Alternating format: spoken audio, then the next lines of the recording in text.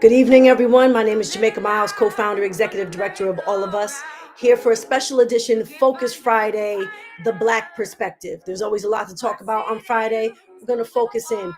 Earlier this week, we had school board elections across the greater capital region, and we saw traditional low voter turnout everywhere you went. Specifically, in the city of Schenectady, a deep, troubling disconnect exists between the size and diversity of the community, the scale of the public school budget, and the number of people actually deciding how it's spent. With nearly 300 million in play and nearly 10,000 students whose futures depend on the outcomes, just fewer than 800 votes were cast in the 2025 school board election. That's barely 2% of Schenectady's more than 35,000 registered voters. Those few ballots decide who will shape education policy, allocate vital resources, and determine the future of classrooms that serve neighborhoods like Vale, Hamilton Hill, and Mount Pleasant, where over 70% of residents are people of color, and systemic inequities have long gone unaddressed. So when we hear the voters decided, we have to ask, which voters?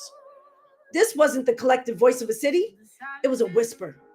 One that left most residents out of the conversation, particularly in communities where civic participation has been systemically undermined by barriers ranging from lack of access to disillusionment born of broken promises, performative politics, and so-called progressive status quo.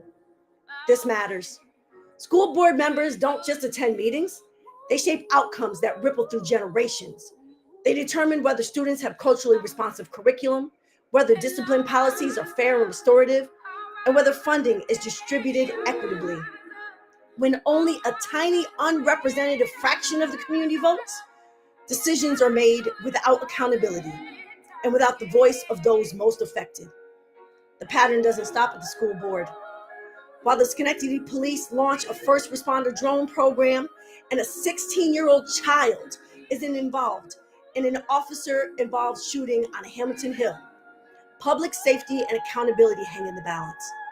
While a state assembly member poses with Black musicians for photo ops, they quietly support legislation that rolls back protections for the very communities they claim to champion. Meanwhile, the Schenectady Democratic Committee is increasingly being used to push Black voices out of key decision-making spaces that should belong to the people. This is just not about a single election. It's about power, who holds it, who wields it, and who is excluded from it. The solution isn't simply telling people to vote, it's about organizing.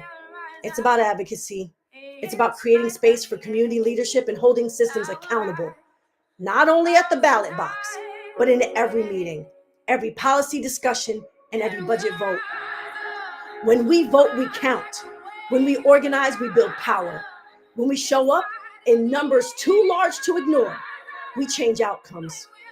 If we want a public education system, a local government, and a democracy that works for all of us, we must engage like our lives depend on it, because for many, they do. The future of Schenectady's neighborhoods, schools, and families is being written right now. Let's make sure we have a hand in writing it. All of Us invites every Schenectady resident to come together on Saturday, May 31st at 2 p.m. to demand the change we deserve and chart the course to make it real. The bit.ly will be shared. It's time.